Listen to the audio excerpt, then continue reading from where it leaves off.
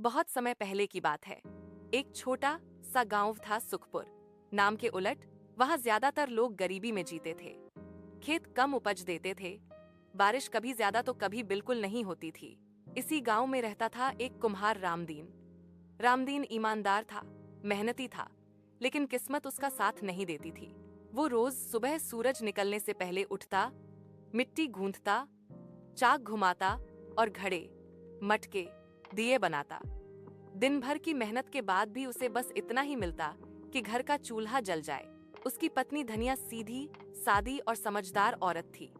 एक बेटा था मोहन, जो अभी छोटा था, लेकिन आंखों में बड़े सपने थे। रात को अक्सर रामदीन आसमान की ओर देखकर कहता, भगवान, बस थोड़ा सा और दे दो, ज्यादा नहीं मांगता। एक दिन गांव में भयंकर सूखा पड़ गया, काम बंद हो गया, लोग शहर जाने लगे। रामदीन भी मिट्टी ढूंढने जंगल की ओर निकल पड़ा। काफी दूर जाने पर उसे एक पुराना, टूटा फूटा सा मंदिर दिखाई दिया।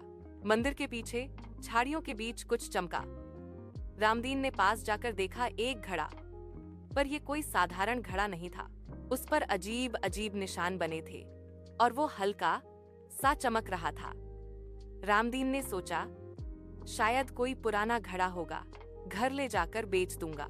जैसे ही उसने घड़े को उठाया, घड़ा अपने आप भर गया सोने के सिक्कों से। रामदीन के हाथ कांपने लगे, आंखें फटी की फटी रह गईं। उसने एक सिक्का बाहर निकाला, घड़ा फिर से भर गया। रामदीन खुशी से चिल्ला उठा, मैं अमीर हो गया, अब मेरी गरीबी खत्म।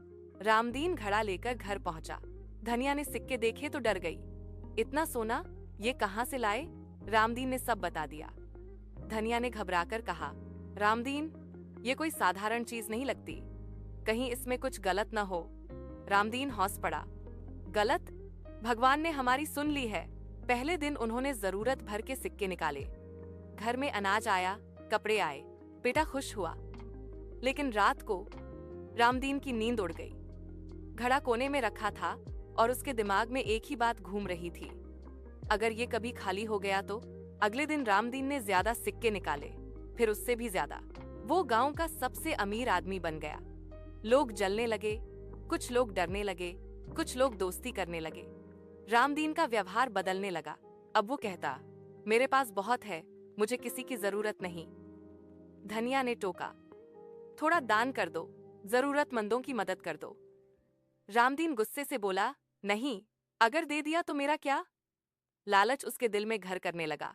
5 साधु की चेतावनी। एक दिन गांव में एक बूढ़ा साधु आया।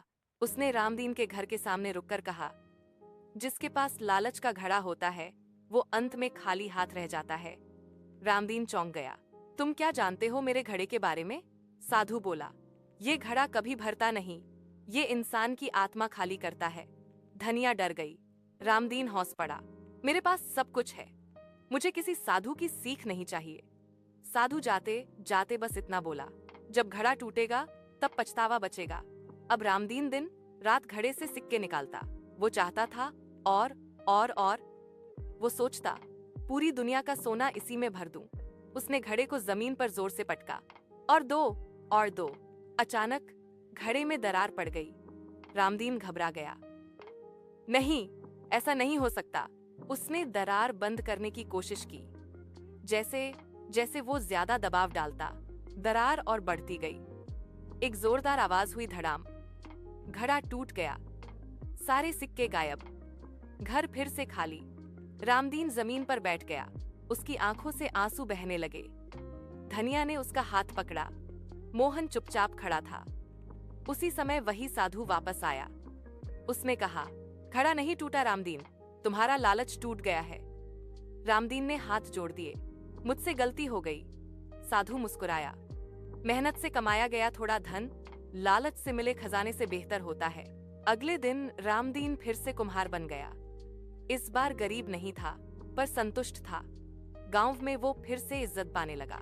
इस कहानी से सीख मिलती है कि लालच का घड़ा जितना भरता है, उतना ही इंसान को खाली करता है।